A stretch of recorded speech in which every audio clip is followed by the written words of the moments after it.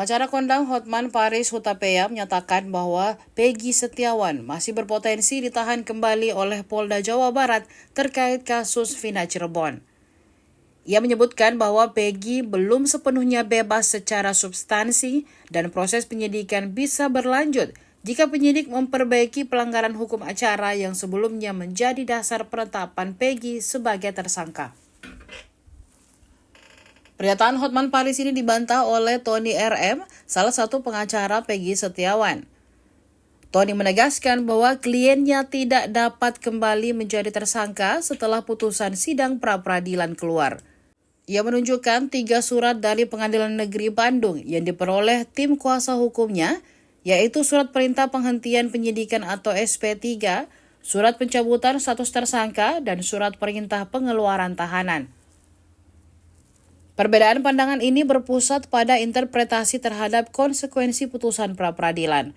Hotman Paris beranggapan bahwa putusan pra-peradilan hanya membatalkan penetapan tersangka sebelumnya, namun tidak menutup kemungkinan penetapan tersangka baru jika ditemukan bukti yang cukup. Di sisi lain, Tony RN yang berpegang teguh pada putusan pra-peradilan yang secara tegas mengatakan tidak sah penetapan Peggy sebagai tersangka dan memerintahkan penghentian penyidikan. Terlepas dari perbedaan pandangan itu, kasus Vina Cirebon masih terus bergulir. Peggy Setiawan memang telah dibebaskan dari tahanan, namun statusnya sebagai tersangka belum sepenuhnya dihapus. Keputusan akhir terkait nasib Peggy dan kasus ini akan bergantung pada penyelesaian perkara di tingkat penyidikan dan potensi perlawanan hukum lanjutan. Ya, menanggapi pernyataan Bapak Hotman Paris, di mana klien kami Peggy Setiawan bisa ditersangkakan lagi setelah salah satu pengacara Peggy Setiawan bernama Tony TM menekankan bahwa kliennya tidak bisa menjadi tersangka kembali setelah putusan sidang pra-peradilan Pengadilan Negeri Bandung. Hal ini sekaligus merespon pernyataan pengacara kondang Hotman Paris. Tony lantas mengungkap bahwa dalam putusan pra-peradilan tim kuasa hukum Peggy telah mendapatkan 3 surat dari Pengadilan Negeri Bandung. Adapun ketiga perintah itu yakni terkait surat penyidikan terhadap Peggy dihentikan alias SP3. Selain itu pihaknya juga mendapat surat pencabutan tersangka terhadap Peggy dan surat perintah pengeluaran tahanan. Ya, menanggapi pernyataan Bapak Hotman Paris, di mana klien kami Peggy Setiawan bisa ditersangkakan lagi setelah batal penetapan tersangkanya berdasarkan putusan pra-peradilan nomor 10/PIT.PRA/2024 PN Bandung.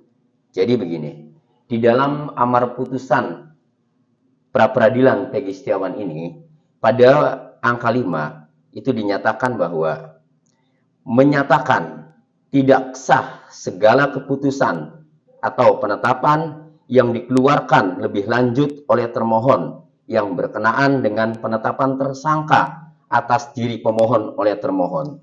Nah, jadi berdasarkan amar putusan nomor 5 yang menyatakan tidak sah segala keputusan atau penetapan yang dikeluarkan lebih lanjut oleh termohon yang berkenaan dengan penetapan tersangka atas diri pemohon, itu berarti ini sudah terkunci.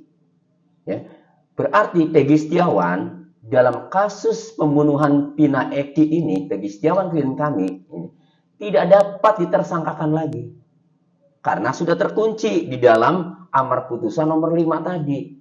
Jadi segala keputusan atau penetapan lebih lanjut ya yang dilakukan oleh termohon ya dalam hal ini penyidik Polda Jawa Barat ini nanti dinyatakan tidak sah, sudah terkunci itu.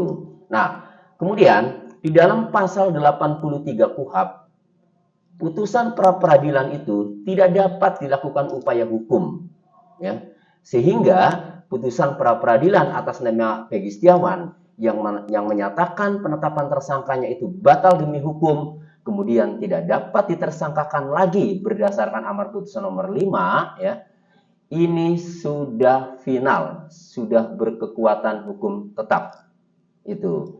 Jadi kalau ada pendapat-pendapat ya yang mengatakan bahwa Peggy Setiawan bisa mungkin ditersangkakan lagi karena kemarin yang diputus adalah persyaratan formil ya yang tidak ditempuh, atau hanya baru formilnya saja, belum masuk ke pokok perkara. Betul, memang pra peradilan itu memeriksa terkait dengan formil, bagaimana penetapan tersangka. Nah, lalu apakah penyidik kemudian menindaklanjuti lagi berdasarkan putusan pengadilan, berdasarkan putusan pra peradilan atas nama Peggy Setiawan ini? Kami sebagai penasihat hukum Peggy Setiawan telah mendapatkan satu SP3 ya. Jadi penyidikan terhadap pemohon itu dihentikan. Nah, kemudian yang kedua ya, ada surat pencabutan tersangka ya. Jadi surat pencabutan tersangka ini, nah berarti selama ini tersangka yang disandang oleh Peggy Setiawan itu telah dicabut. Berarti Peggy Setiawan bukan tersangka lagi. Kemudian yang ketiga, kami juga mendapatkan surat perintah pengeluaran tahanan. Nah, jadi sebelum Peggy Setiawan waktu itu dibebaskan malam itu, nah kami mendapatkan 3 surat itu. Surat penghentian penyidikan perkara ya. Kemudian surat pengeluaran tahanan, yang ketiga adalah surat pencabutan tersangka. Nah, kemudian kami juga mendapatkan salinan bahwa penyidik ya, telah memberitahukan kepada Kejaksaan Tinggi Jawa Barat bahwa status tersangkanya telah dicabut, perkaranya untuk penyidikan tersangka Peggy Setiawan ini telah dihentikan.